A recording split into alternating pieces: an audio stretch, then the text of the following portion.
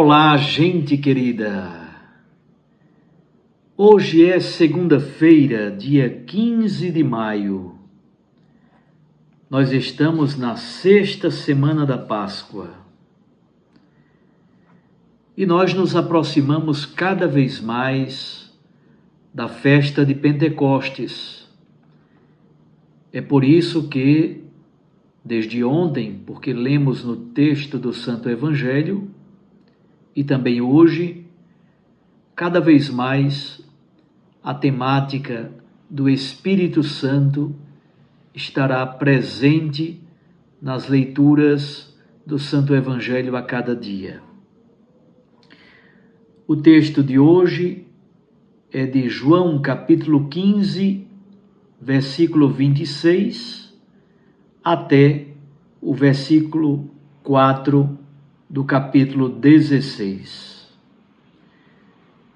Naquele tempo disse Jesus aos seus discípulos: quando vier o defensor, que eu vos mandarei da parte do Pai, o Espírito da verdade, que procede do Pai, ele dará testemunho de mim. E vós também dareis testemunho, porque estáis comigo desde o começo. Eu vos disse estas coisas para que a vossa fé não seja abalada. Expulsar-vos-ão das sinagogas, e virá a hora em que aquele que vos matar julgará estar prestando culto a Deus. Agirão assim porque não conheceram o Pai nem a mim. Eu vos digo isto para que vos lembreis de que eu o disse, quando chegar a hora. Palavra da salvação. Glória a vós, Senhor. Minhas irmãs e meus irmãos, no texto do Santo Evangelho de hoje, nós continuamos com o mesmo tema do Paráclito, que foi o tema do Evangelho de ontem. Aparece também fortemente o tema do testemunho. E, finalmente, a perseguição aos cristãos por parte da sinagoga. Vejamos, então, qual é o significado destes elementos no Evangelho de João. Chegamos à sexta semana da Páscoa. Já nos aproximamos da festa de Pentecostes. Por isso, aparece com mais clareza a promessa do envio do Espírito Santo. Como expliquei ontem, a palavra paráclito é uma palavra grega. A preposição para significa junto de. Kletos significa chamado. Então, o paráclito, o Espírito Santo, é alguém que é chamado para estar junto de uma pessoa. Em linguagem jurídica, é o advogado, é o defensor. É aquele que defende o seu cliente num tribunal, por exemplo. Nos momentos de tribulação, de sofrimento, de agrura, de labuta, o Paráclito é também o consolador, aquele que conforta, aquele que socorre no momento das necessidades. A palavra espírito, em grego se diz pneuma, em hebraico ruach. Em ambas as línguas, a palavra espírito tem a ver com sopro, tem a ver com vento.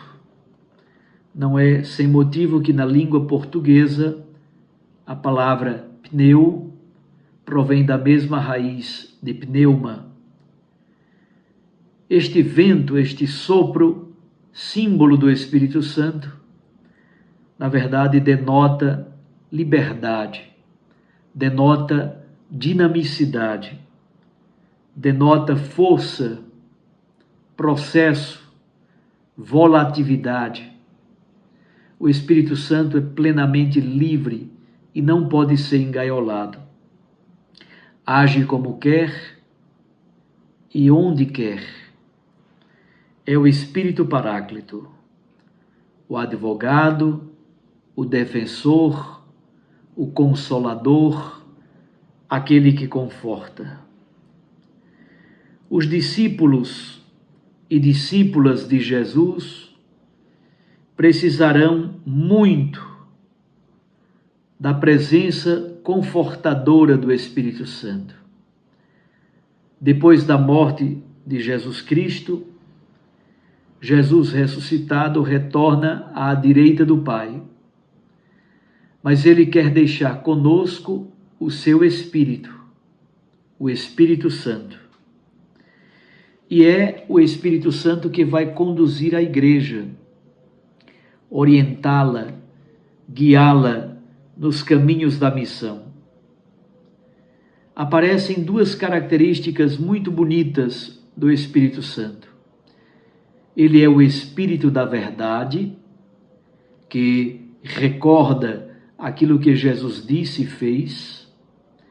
É também o Espírito da verdade porque ele próprio anuncia coisas novas, ensina coisas novas, orienta a igreja a partir da novidade que provém dele.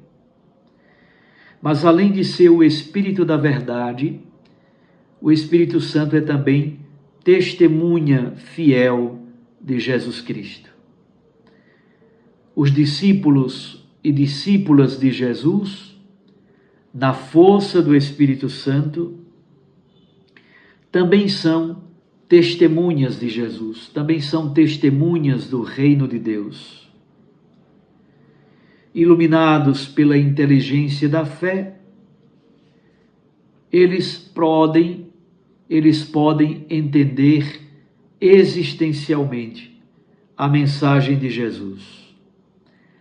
A missão, portanto, é compreendida como testemunho do Espírito e, ao mesmo tempo, como testemunho da igreja. O ambiente da missão de Jesus e o ambiente da missão da igreja é marcado pela perseguição.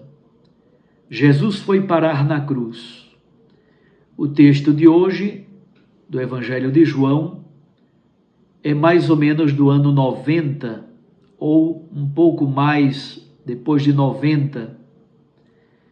Coincide exatamente com o período do racha, da bifurcação dos caminhos entre o cristianismo e o judaísmo. O ambiente da missão é um ambiente de perseguição, é um ambiente de incompreensão.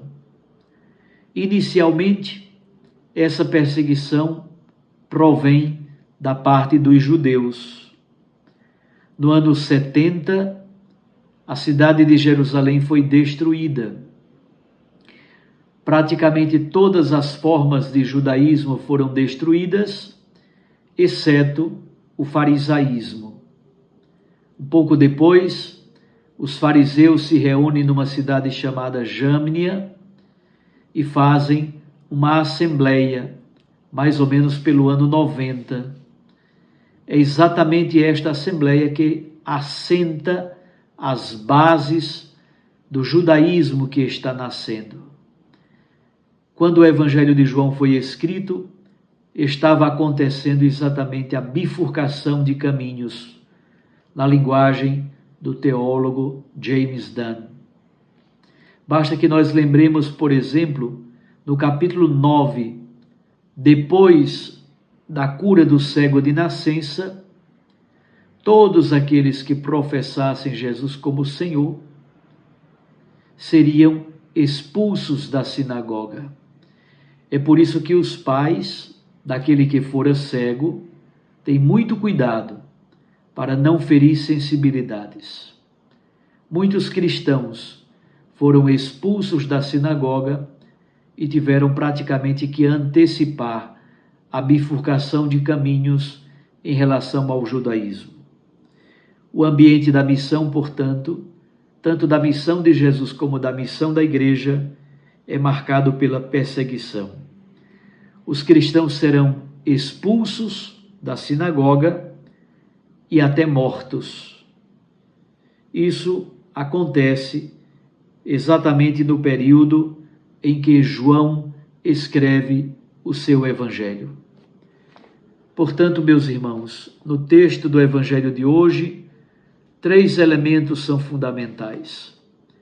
Primeiro, a presença do Espírito Santo Paráclito, Consolador, Confortador e Advogado.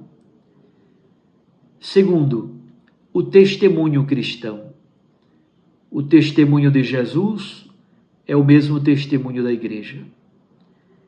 E terceiro elemento, esse do qual acabei de falar. Os cristãos perseguidos e expulsos da sinagoga. Finalmente, depois do ano 90, mais ou menos em torno do ano 100, acontece a bifurcação de caminhos entre o cristianismo e o judaísmo.